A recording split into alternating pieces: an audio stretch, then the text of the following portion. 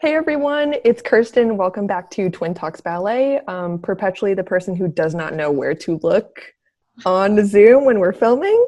But I do say that every video. It's about time I stop. Anyway, I'm joined by the lovely Goldie Wahlberg, which is first, the best name ever. I've already told you that.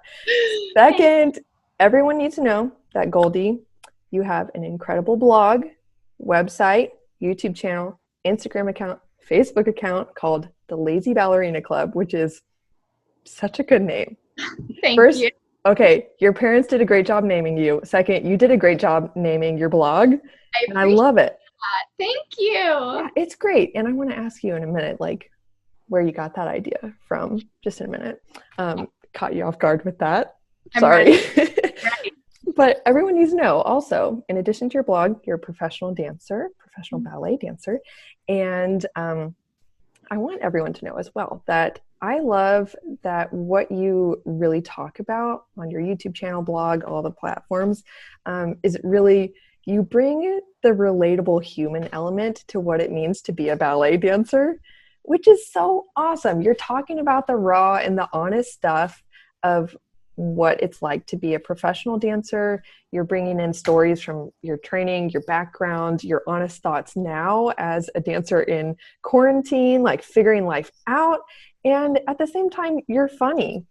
So it's like, Okay, has anyone not followed yet? Like, this is, come on, people. that is the nicest compliment ever. I mean, if you think I'm funny, I appreciate you, because I just feel like we can talk about all these serious things and still at the end of the day laugh about it, and we've all been in that same situation. So my favorite quote ever is, if you don't laugh, you'll cry. So that is like my mentality. Well said. Honestly, well said. So. Yeah. So I haven't mentioned yet what we're going to talk about today, so might as well do that. Yes. We are going to share, each of us, 3 of our unpopular opinions as ballet dancers. So, and this will be in regards to the ballet industry, ballet classes, ballet performances, things like that. That is ballet. And we have not yet talked about our unpopular opinions with each other. So this is going to be a surprise. It's going to be fun. I cannot wait.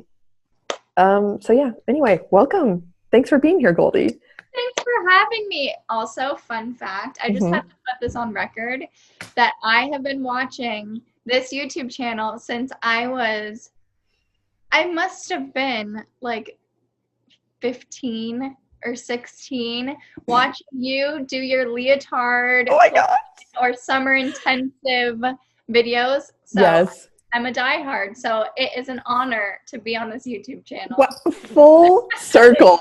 Full circle. Truly, truly full circle. I love this. The ballet world is small, and I love that about it, because also this is just getting into tangents, but like hopefully this is what the people are here for.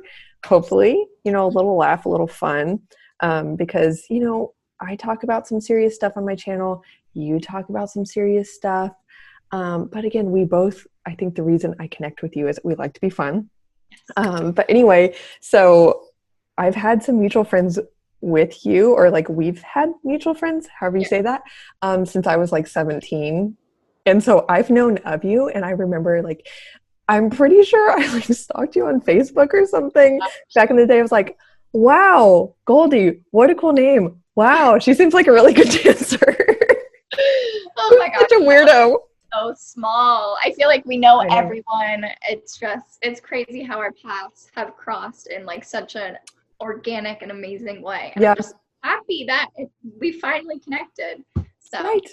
So let's give the people what they want. These unpopular opinions. I'm like a little nervous but excited. Oh, except for I forgot to follow up. Let's circle back to the question of where did you come up with the Lazy Ballerina Club name? Because I love it. Oh, I feel like it's like a perfect segue into this video. So without telling my entire story as a ballet dancer, I'll try to make it quick. But I have always been, I was never the bun head at the front of the class, like working, like it wasn't always my entire world. I loved it. I worked hard. I appreciate ballet, but I was always, my whole entire career in my childhood life as a ballet dancer, I was always told, Goldie, you're lazy. Goldie, you have to work harder. Lazy, lazy, lazy, lazy. But in reality, it's just, I feel like you don't have to have that toxic obsession to work hard and achieve things in the ballet world. So it's kind of just a play on words. And I feel like the word lazy in the ballet world is so toxic. People can be at the gym for 10 hours and there's going to be another person there for 12 hours and that person's lazy. So that's kind of how That's a really good point. With the name, the Lazy Ballerina Club, because being a professional ballet dancer or a student or just any version of ballet, it's just impossible to be lazy. And I'm just done hearing people call the other person lazy. So preach it. Say it again. I agree. Amen. Amen. Double hands up. This emoji. Absolutely. I agree. I remember feeling similarly when I was like just kind of on the verge of being a professional. I was coming from this super toxic, intense training environment where it's like, you haven't broken your leg yet today and then resurrected, you lazy cow. Like we were called cows, quite literally. And so after that, I had like a very intense work ethic, almost like glory in the self-sacrificing and like pride in that, honestly. And then later I came around and I was like, wow, this is ridiculous that we totally connect our self-worth to our work ethic, which isn't coming from a healthy place in the first place. Not at all. So, and you know, it's amazing to have a great work ethic, but it's realizing what is a healthy work ethic and healthy what's the word I'm looking for? The word obsession is coming into my mind. And I just feel like people get carried away with the work ethic and expectations of how much we should be putting in and asking ourselves when it comes to ballet. So, and you were still a professional dancer, so there you have it, folks, on the record. Ballerina made it, guys. So there's hope for you. Yes. Okay. Let's do our unpopular opinions. Yes, let's do it. You go first. No. Your channel. I want to hear yours. Okay. It's my channel. I will do it. So, here it is. Let's just go in straight. Oh my gosh. I genuinely believe that being a professional ballet dancer is overrated. I'm just going to say it. Okay. And here's what I mean by that. I believe that it was awesome when I did it. There were so many gratifying experiences that I have that really helped me to feel complete and so proud of myself that I did that. So grateful. However, I had a very genuine love for ballet, a very genuine love for it. And I have to acknowledge that even though I had challenges with, like, I was born pigeon-toed, so turnout was super hard for me. I went through knee injuries because I didn't understand how to turn out. I was trying to force it, and I was doing that from a young age. So I, of course, like literally everyone, even if you have a perfect ballet body, I endured challenges to get to that point. However, my philosophy is that whole pursuit was worth it for me because my challenges were in proportion to how much I genuinely loved ballet from a healthy place. And I did not stay in ballet longer than I could take. Well, okay. That is like totally subjective what I just said there, because I also like drove my body to the brink of extinction to keep dancing. And so I think I was trying to stay in it for the fear that I couldn't live without ballet. So my whole point in this unpopular opinion is that I believe what I take issue with, what I'll say is this very narrow message that is sold to ballet dancers from a young age that if you really love ballet, if it's the most important thing in your life, if it's all you want to do from the time you're 13, 15, whatever, 8 years old on or later, then naturally the path for you is to pursue this professionally without wondering, okay, what is this dancer going to have to overcome to get to that point? And are those sacrifices worth it for them? What are their gifts other than being a dancer that could be utilized to live a very satisfying life? I don't think we give enough weight and airtime to those considerations. And still, when younger dancers are talked to about like, hey, you don't have to be a professional dancer to be happy, they've already had that message ingrained in them that this field is so glamorous, it's so awesome, you are like living this magical unicorn life if you get in a company and everything is great and you tour to Europe and all that stuff, and all your wildest dreams will come true and you'll finally be happy when you get that contract. Like, this is kind of what we see in Point Magazine. I'm sorry to interrupt you, but I feel like this entire video could be about that one Yes. unpopular opinion. Yeah. And I'm going to try not to make it all about this one. Yeah. This is the one. This is the one. So I'm sorry to interrupt you. Oh, please do. That's totally fine. I think, I could run on for a long time, as you know, as we all know. Like, has anyone seen how long my videos are on my channel? Those are like cut down by half compared to how much footage there actually is.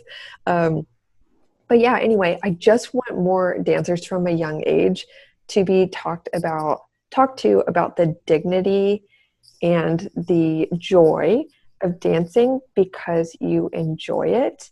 And also, I really want to be honest on my YouTube channel about the dark sides of the professional realm so that the glamour bubble is popped.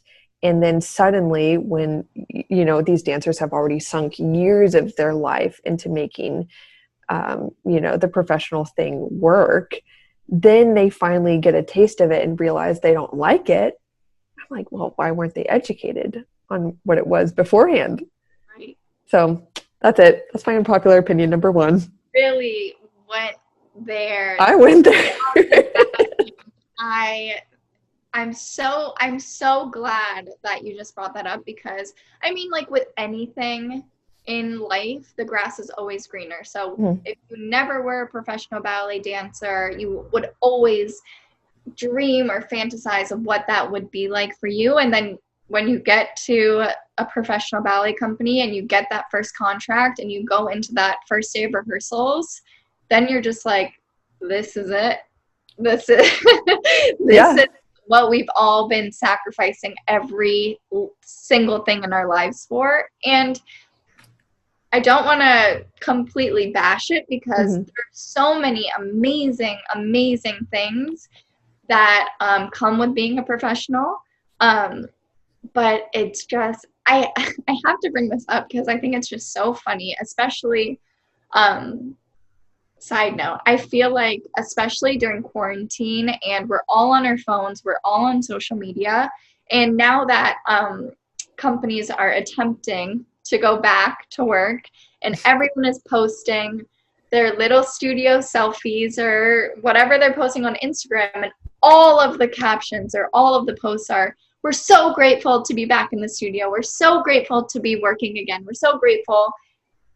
But you know what? I've been in those studios and I don't want to speak for everyone because I can't, but what are we so grateful for?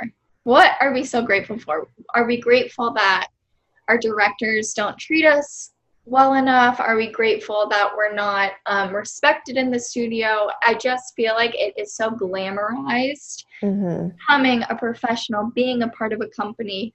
And I'm guilty of this too, not being in touch with actually how we're feeling in the studio when we go back. Yeah. And I do feel that, I hate to say this, but the idea of it is much more glamorous than the daily grind. I agree. And sometimes it's worth it for a time in your life to Yeah. really see it through. Like, I'm super proud again that I did that. And now it's kind of like a been there, done that kind of thing. Were there dream roles I never danced? Absolutely. But do I live my life in regret and sadness? Nope. No. Nope. In fact, I'm a lot more grateful for things in my life now that I have never experienced because my life was largely defined by sacrifice for ballet since I was 13. Yeah. So, Oh. Oh. anyway, sister, you got to share. What's your first unpopular point? Okay. Mine aren't as good. You really just dropped it on. I doubt it. My first unpopular opinion, and this is one that hits really close to home, is you don't have to play the game to be successful. Yes. You do not have to play the game. And the game, first of all, disclaimer, I am the worst person at playing the game that is ballet. So what I mean by playing the game is kissing up to the directors, being the obnoxious person, just crossing the T's, dotting the I's to get that. I don't even know what they're trying to achieve by doing that or being that certain way in the studio. I think like in the ballet world, we have this mentality that we have to play the game, we have to please the directors, we have to be a certain way in order to be successful or get the roles or be promoted, where we completely lose ourselves. We lose any unique traits or personality. We have all become these robots in the studio, so scared of losing our contract or upsetting our ballet mistresses or directors or teachers or whoever you're trying to impress. And I've heard it my entire career and life as a ballet dancer. Well, Goldie, if you want this, you just have to play the game. You just have to go the extra mile and please the person in the front of the room. And I've always said I would rather stay true to myself and do what I feel like I need to do in the ballet studio than get the first cast or get the role or get the it that we're That's all. what I respect. That little like anarchist ballerina, I relate. I have the same spirit. Like, I remember so often just being like, just looking at the cultural conditioning and just for a moment kind of stepping out of myself mentally and just being like, what is my life and what are we doing here? And this is crazy. Now, I will say, like, to your point, I agree that in order to get a contract or to be successful, which I say in air quotes because that's subjective, and I love to suggest to people that each of us can personally define success for ourselves. Mm-hmm. That's kind of an idea that's becoming more popular, thank God. So maybe success for you and for me was dancing for a time, performing, having some really cool experiences. But, you know, if we were defining success as being a prima ballerina, principal dancer with ABT, like there's some, I feel like if I don't play video games, but I'm kind of like seeing this video game right now, like there are just some doors you can't open. There are just some levels you can't get to if you're not willing to be very subservient or to just like shut up and do whatever they ask you to do, even when you're injured. And if you feel like an example of playing the game would be, and I did this many times just because I had such a scarcity mindset. I was so scared that any little amount of friction I caused or any time my answer would be a no, I can't do the rehearsal today, that was just like gonna cross my name off of the list, you know?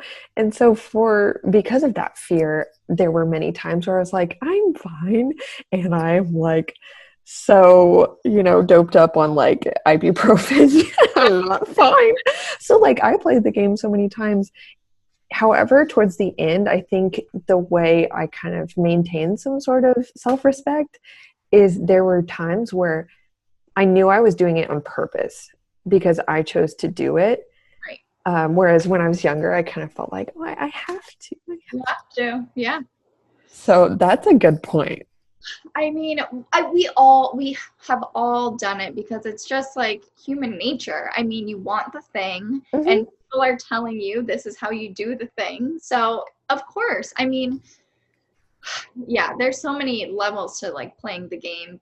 And recently, not to get deep or heavy, but we're going there. But playing the game, I mean, especially I was in the studio and there was an incident that happened with a choreographer, and this choreographer was so disrespectful, and to be honest, I felt kind of violated, and it was just an inappropriate work environment. But we have to work with this choreographer. We have to. It's on the season, it's on the rep for the season, so we have to respect the choreographer, whether he is a misogynistic, disgusting choreographer, because you just have to, you can't ruffle any feathers, you have to be just going along with the thing. And I just remembered being in the day where we're auditioning for this choreographer and thinking like, I don't want to be in this guy's ballet. I don't want my name to be under his name. But you just have to play the game and go to the front of the room in that audition, just because if you don't, you'll be a problem and you'll be labeled as this dancer is difficult and you'll be cut or whatever. Yeah, big red F. Like, it's just so like, have some self-respect. I know. Have you ever intentionally not done very well when casting? Never. Oh my gosh. I did it one time and I was like, I know that we are auditioning for this one professor's piece. I've been in his pieces. I literally don't want this in my life. I knew what he was trying to look for, and I just like didn't do it very well. I'm a professional at that exact thing. And I know this is actually bad because this is just like self-sabotage, but even I remember when I was first auditioning for companies and I would go to these big cattle calls, and I was just, first of all, when you're auditioning for companies, you go every single weekend, you probably have 3 in a weekend. It's exhausting. So I just remember I would be in these huge cattle calls to companies that I would never really want to dance with, but you have to get the contract, so you go to every single one. And I remember just thinking, Goldie, just get cut after bar, and then you can go home, or then you can get a slice of pizza. Like, you know what? It's okay. Take the L and enjoy your night. I would love to know what you did to get cut, but I feel like we have to move on, but I really want to know. I know. This video is going to be like an hour long, but... y'all better love it if y'all are watching. Anybody? Is anyone still watching? Comment with the timestamp if you're still here. Hey friends, I want to briefly pause this video to thank our generous sponsor of today's video and many others on this channel, which is BalletOK.com. I'm so grateful for their ongoing support, and I want to let you know how you can support the sponsor that keeps this channel going so that I can continue to provide free content for you dancers out there. And the way you can support them is by buying Zerly tights through the BalletOK.com website. I personally love Zerly tights. They are truly my favorite brand. They're soft, they're sleek, they're flattering, they're durable, and I love that the compression technology in these tights is truly unmatched by any other brand, and it genuinely makes a difference in how fast your legs recover between ballet classes and how good your legs will feel by the end of a long day. I notice a difference not only as I dance in these tights, but when I teach, when I'm standing around a lot in the studio. I do notice that my legs feel better when I wear my Zerly tights. So go check out Zerly Tights through balletok.com, and additionally you can participate in balletok.com's tights recycling program, which I've recently done. All you have to do is go to their website, email them info@balletok.com, and ask for a free shipping label. They'll send it to you, put your tights in the mail, and what you get in return is a discount on your future orders of Zerly Tights through balletok.com. Speaking of discounts, I have a discount code for you down below in the description. So, what are you waiting for? Go try these tights. You will not regret it. And thank you again, balletok.com, for sponsoring this video.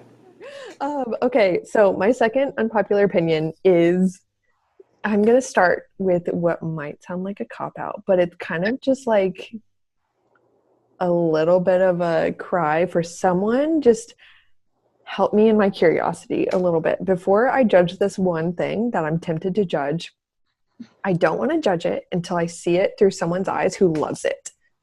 So that's why this is going to make sense. Okay, anyway, I'll just say, I was going to say that I really don't like Russian technique or the style of training. I don't like it. I think it's problematic. Oh, did you hit yourself? Because I so much that I just like knocked myself out. Oh my gosh. Well, here's the thing though. I have chosen to not dissect yet why I think it's problematic, because I think there's a gap in my understanding. I have personally had teachers in my youth who were straight up from Russia. Like, I know the school that they went to. Okay, this is a side note. Years and years and years ago, there was this video series on YouTube back when like YouTube was kind of in its... I don't even know what you're going to say. You've seen it. Yes. So it was a video about these young Russian dancers in the Perm Ballet School. I watched it so many times, and also I'm pretty sure that's why I stopped eating for a while, to be honest. That is like very heavy what I just said. It's true, I did. I was very young, very impressionable. Anyway, those videos were horrific, but also like there was this strange glamour to it as well. Like, what is it about our like sick fascination with like ballet and these weird things? Anyway, my teachers when I was young were from that school. So I had like Russian training. However, my question to the people watching is that if there is anyone who does train in the Russian style, Vaganova, or, you know, I'm going to sound so uneducated, but is there like another style? Vaganova is the most widely known Russian style. Cicchetti, Russian? Cicchetti, no, English. Well, Cicchetti himself was Italian, but the Cicchetti method is largely taught in England, I think. I'm going to sound so uneducated. Oh, judge me all you want in the comments. Judge me. That's fine. But I just, yeah, sure. I just want someone to tell me who loves the Russian technique what they love about it, what they think is great about it, because I have some issues with it. Okay. Maybe I'll get into that in another video, just mostly in regards to, I'll just say like how I feel as if the Russian technique was designed for one body type, and it kind of disregards kinesiologically safe technical practices. That was a lot of big words, but you know, kind of like the whole flat turnout is possible for everyone, and just a couple other things. But I think here's the unpopular opinion I really, really want to get to, and I think we're going to have some good laughs over this, which is that, okay, the acting that is taught in professional or not professional, any sort of ballet productions, you do a classical ballet, inevitably any of us watching have been like one of those peasant girls in the back. Or you've been like some observer and peasant number 7 right here. Exactly. How many times have I been a peasant? Countless times. Or just like a villager, somebody, a court lady. Oh, many times. And so my first unpopular opinion, which, I mean, is it really that unpopular to say, like, honestly, so few dancers are actually guided in how to act well. So literally the go-to move is go up to your girlfriend and be like, oh my gosh, have you seen that? Gesture, whisper, oh my gosh, I don't know. Do you know? Do you know what my hoop earring is so dramatic? My hoop earring, I said I wasn't going to shake my head. They're going to hit these. They're shaking. Yes. So that just makes you look dumb. Oh, yeah. The second thing, here's the more like, maybe this is unpopular, maybe not. In this day and age, probably not. My saucy opinion is that when acting is actually choreographed for lead roles, women are portrayed as indecisive, incapable of thinking for themselves, and when they try to, they need a man to direct them and change their minds. Yeah. Am I right or am I right? Like, you see the constant move of like they're trying to run and then they're like the stress, like the stress, and then the guy like takes their hand and then they're like, oh, because you took my hand, okay. Yes. I mean, can we have a little more dignity than that, please? Yeah. Where do I begin? Where I don't want to go. I want to go back to the Russian training. Okay, I mean, you can. Bad acting, and then okay. One little side note about the Russian training. Okay, I'll start with the positive, and then I'll just go for it. Just go in, yeah. It is beautiful. It is those crazy videos that I see on Instagram on my Explore page where those gorgeous, gorgeous Russian dancers are just doing crazy things with their long legs and their long arms or insane bodies. It's crazy and beautiful, but it's like fantasy, like fairy tale. But what, like, how do I say this nicely? I just feel like the Russian way of training is the most toxic way to approach ballet, to think about ballet, it just breaks ballet dancers, like people. It just cancel culture, cancel Russian technique, because it is just, I feel like eating disorders are at a maximum level in Russian training.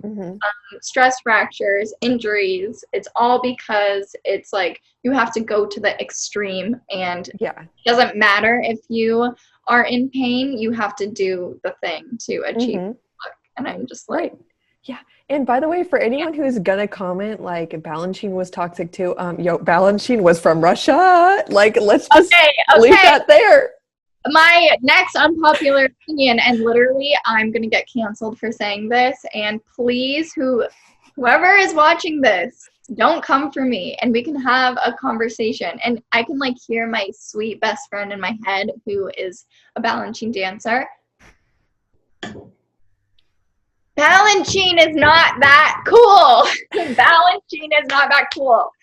Balanchine ballets are not the end all be all. He has died for the art form. He is just God. There are ballets that are so beautiful. There are so many amazing ballets, Balanchine ballets. But then there are a handful where I'm just like, I don't get it. I don't get it. I don't feel anything. I don't understand. And that's another technique. I'm just like, I don't know. I don't want to hate too much, because there are some like insane, amazing dancers and insane Balanchine ballets.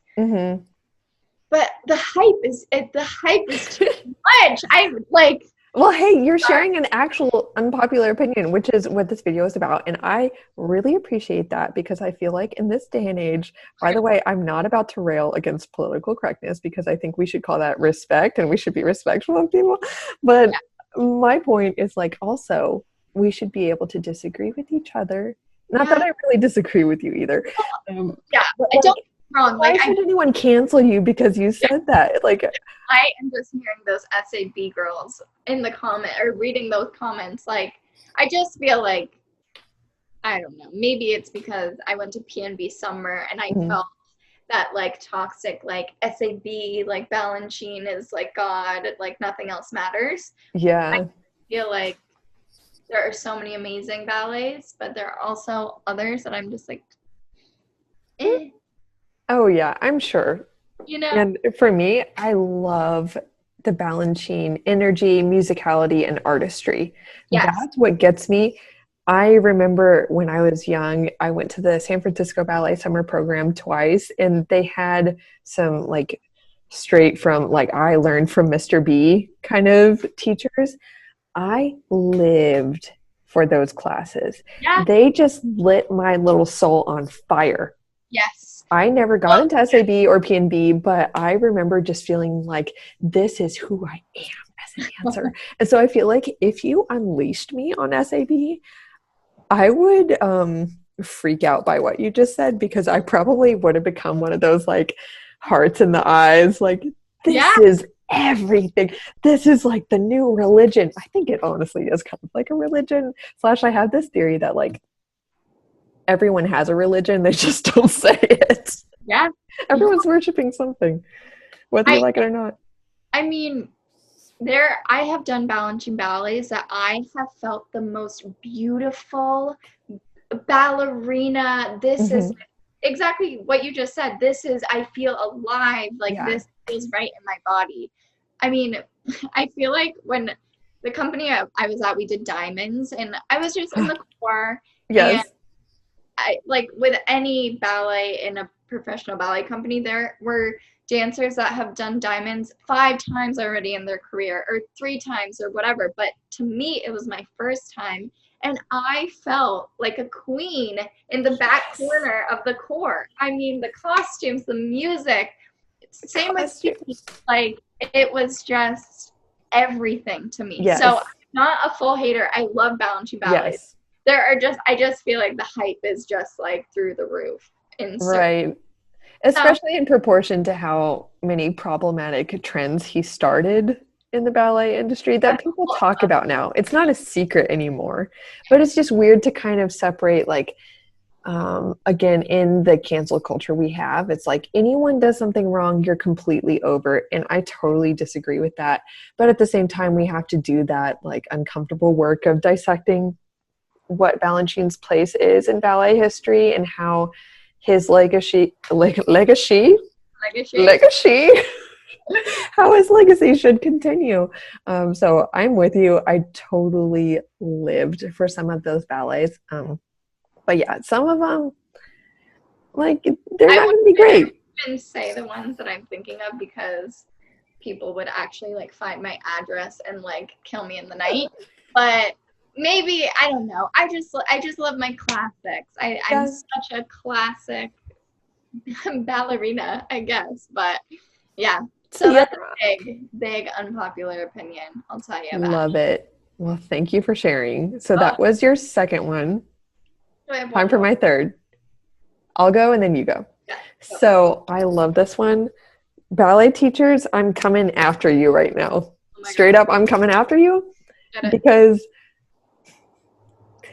I just completely disagree with teachers, especially from an older generation, completely, and in my opinion, arbitrarily hating the use of toe pads.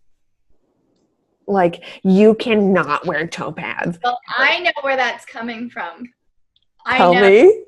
Well, I know why you feel strongly about that. You know. I know. Yeah. So, you know what, though? For 2 years, you know what I got away with? She never flipping caught me. I would turn around and face the wall while she was distracted and slip on. By the way, I had neon pink toe pads and she never caught me. How? I don't know. I don't know how. I truly don't know how people do it. I am such a baby. As soon as I get one blister, I'm like, oh yeah, we're done here. I can't move on. I think foot care is important. And also, point shoes are not the shape of an actual foot. And so there are some dancers who have like mega gnarly feet who actually love to not wear toe pads. And I say, that is up to you. Personal discretion, do it. But when teachers are ripping students to shreds for being a baby and wearing toe pads, I'm like, hi, hello. Have you seen how tapered my toes are? There is no point shoe that isn't the size of a pencil tip that is going to like have my foot like fill out the shoe. And that just causes blisters and foot issues and stress fractures. And so let it be known right now, I am a huge fan of the Perfect Fit Point toe pads. Sponsor me if you're watching. Shout out. Sponsor.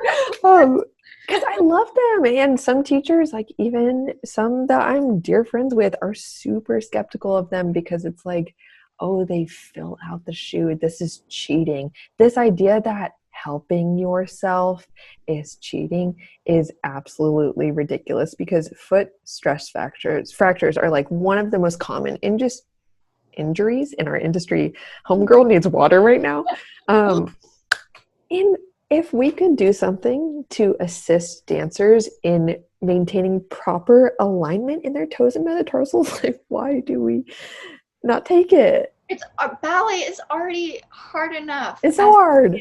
Why do we need to just like self-inflict like the most painful? I mean, okay, this isn't an unpopular opinion, and I don't even need to go there, but like it's the whole like gainer conversation. I mean, I don't know how you feel about gainers and how, I mean, some dancers think that they're amazing and help them and whatever. I have my opinions. What is your opinion? I need to know. Like, I used to, when I was a student, I used to wear gainers for a brief moment in my lifetime. You know, I've learned to be less judgmental, because why is that girl in the studio wearing gainers affecting me? It doesn't. Exactly. It really doesn't. Can we stop? She's comfortable and they look gorgeous on her feet, and she thinks that they're the shoe for her. Girl, work those gainers. I think they have such a bad reputation, and I think it's just that same conversation. You're a baby, or they're cheating, or so dumb. No, they're not. I have students who wear them, and it's actually harder to do like a spring releve in those shoes. They're really good for rolling up and rolling down and footwork and things like that. So I'm like, hey, if you like them, more power to you. I don't like them, but I don't really care if you wear them. Now, I feel differently about Russian points. I also wore those. I think those were my first pair of point shoes. Okay, can shoe fitters stop doing that? Because they are way too hard for like your baby feet. They are just like a cement. Cinder blocks. 100%. Now, I know there are people watching who wear them. Love you. But please, for the love of God, get some different shoes. It's funny because obviously your shoe, like when I got into a company, when my shoes were being paid for, I was able to customize different one. So, I mean, I like the shoe that I have right now. I'm in a Freed custom, whatever.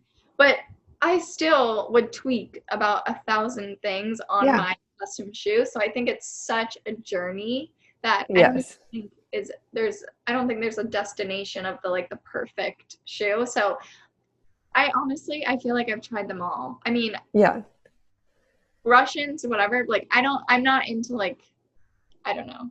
Maybe I shouldn't say I'm not into it because I haven't even tried it, but like the block field, I've never tried them. And I think they're it's new. They're coming out with new shoes, but I went through a Russian phase, a gainer phase, Suffix.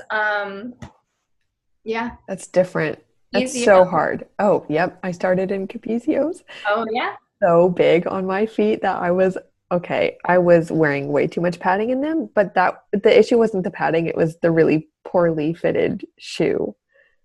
They were so wrinkly, it looked like raisins on my feet. Exactly. I look at pictures of these point shoes. And even like when I got my first contract, I had these like terrible, they looked like boats on my feet. And I'm just like, why didn't anyone tell me? Like, really? I was walking around like thinking I was like a dancer with these point shoes. I mean, it's a journey. Well, proof that you don't need the perfect shoe, everyone. It's not.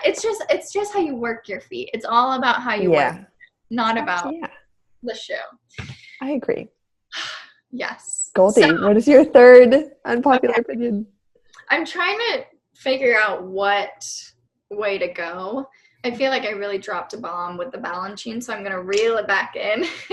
And I feel like the last unpopular opinion, and it's another one that hits home to me because I definitely struggled with this in my life as a ballet dancer, is you don't have to sacrifice your entire life to be successful.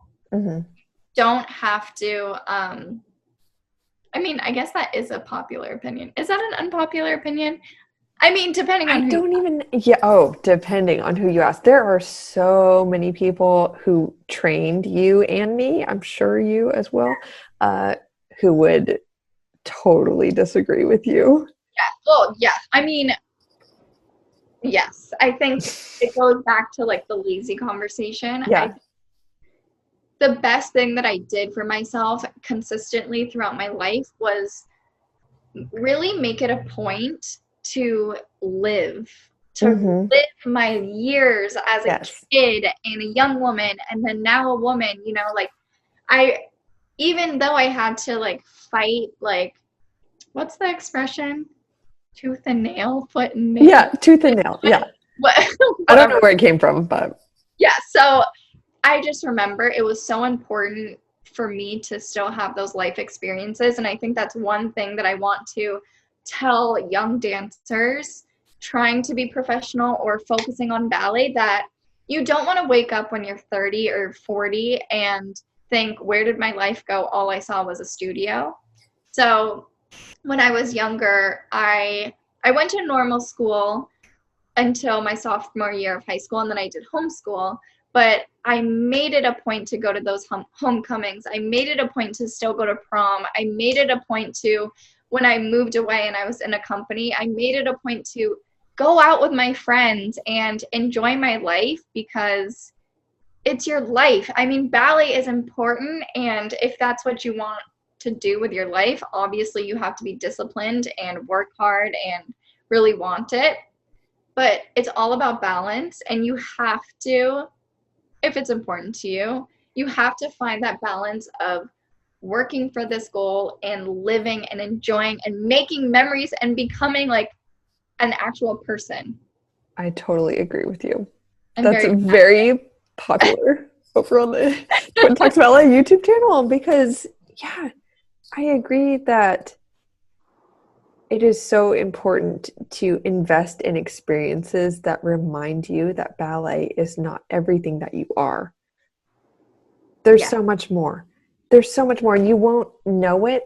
Like, there's a head knowledge, and there's then an experiential knowledge that it really takes experiences to like really let that head knowledge sink in, that you are more than this. And so you actually have to go out and do things that help this lesson of, hey, you're more than a ballet dancer, to like register in your mind, your emotions, your soul, all these things. You got to do that. And it will only make your ballet better. I agree. It will only make you, I mean, just like you were saying with the bad acting, how are you supposed to be casted as Juliet or casted as whatever and be in love with a guy or be in love with someone, but you've never experienced that in your real life? Or if you know, whatever the role is, or, you know, it scares me, especially now when I'm in this like transitional time of, I don't even know if I'm going to be in a company again, or if I still want to be a professional ballet dancer. That question of, who am I without ballet? And I just feel like if you never experience anything other than your rehearsals or your shows, and you don't live your life when you're living and going through your schooling and training, that God forbid you get injured, or God forbid something happens and it's cut short, or you decide that you don't want to be a ballet dancer anymore, you don't have that like gut, like deep down in your stomach feeling of, I have no idea who I am. I have no idea where to go. And I haven't done anything other than ballet my entire life. Because that's a terrible feeling. Yeah, I've worked with a lot of dancers who are in that space just to help them transition and find themselves and like determine next steps afterwards. And it's funny though, because even though I did invest in my life outside of ballet, I want it to be known that I still experienced that gut feeling, the identity crisis and everything. Though I did know that I was more than ballet. And so there was like this faith and this comfort that, and even an excitement too. I was terrified and excited at the same time. And I had this confidence, like, I know I can do something.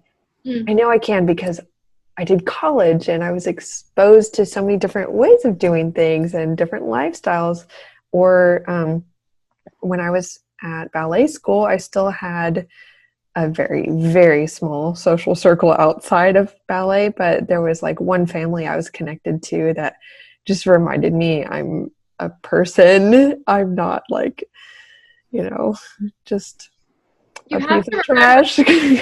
person before, you have to, I think it's just like, I swear, I mean, it might not be important to other dancers. I think it's just so important to me, and it was always something that I valued, because that's who you are. Your experiences and your life outside of the studio is really who you are. I mean, you can be the best ballet dancer in the entire world. You can do 10 pirouettes, but at the end of the day, if you're not a whole person, I don't really care about the pirouettes. I don't care, And you can even find some of yourself and your identity in ballet. Like I like to tell people, you are not a ballet dancer. Like what your body does isn't who you are, but how you do what you do tells us something about who you really are.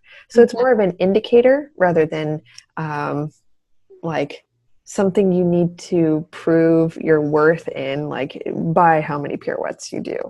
Right. So then I think when you look at identity that way in the ballet studio, at least for me, it makes me more curious about like, which steps do I really enjoy and what does that say about my personality? Yes. How do I want to express my current understanding of who I am through these steps, or through how I talk to other dancers? And that is what separates the students, or the ones that are training, to the artists, and the ones that, oh my gosh, that one, or it has that, I don't know, that other pizzazz that you can't teach. It's individual will. Like you understand and embrace that you have choices and you make them thoughtfully. Yes. I think that's what it is. Beautiful. Should we end it there? Because we've given the people an hour. Yes, I know. Giving the people what they want. That's the theme of this video. We need to do a part 2 or part 3, because I feel like I can talk about each one of these for another hour. And I feel like we both can talk. So this is a bad, but great combination. Bad for people's time. Their schedule, I don't know, but like good. But I think it was entertaining though, because I really enjoyed talking about these. I think it was. I think so. I had a blast. I appreciate you so much. I have loved every minute of this filming experience. Me too. Yeah. Comment down below, you guys, if you're still here. Again, put a timestamp on it. Seriously. You are a true supporter. Yeah, MVP, man. All right. Well, everyone, we need to know where to find you. I've already told them. Like, I can say it. Remember, like, I know everything about you. So. Not everything. LazyBallerinaClub.com. Am I right? So my YouTube channel is Goldie Jane. Yeah. My Instagram is Goldie Jane with a little underscore. And then LazyBallerinaClub.com is my blog and website. And There's also a Lazy Ballerina Club Instagram. So, Yep. and TikTok. I'm all over TikTok, which is like a whole other Oh story. my gosh, I haven't ventured onto TikTok. It's a dangerous, dangerous I place. know, that's why I'm not doing it. But now I'm like, everyone's doing their reels and they're so cool. Am I going It's to become irrelevant? no, I feel like we can have this chat. I'll let you in on all of Okay, the okay. of We'll leave some mystery for the people. exactly. Keep them coming back for more. Yeah. Well, thank you so much for being here. I hope everyone enjoyed it. Like, subscribe to this channel and your channel. Hit the link in the description. Like, subscribe, hit the notification bell. Are we YouTubers yet? Oh my gosh, I don't even know. Well, we'll let the people decide. And I will let you go. I will let everyone else enjoy their day. Thank you. Love and appreciate you. We connected and we're starting these crazy conversations, unpopular opinions. So Ruffling the feathers. That's what we do best. do it. Let's do it. All right. Well, adios to Goldie and everyone else. Thank you for watching. Bye.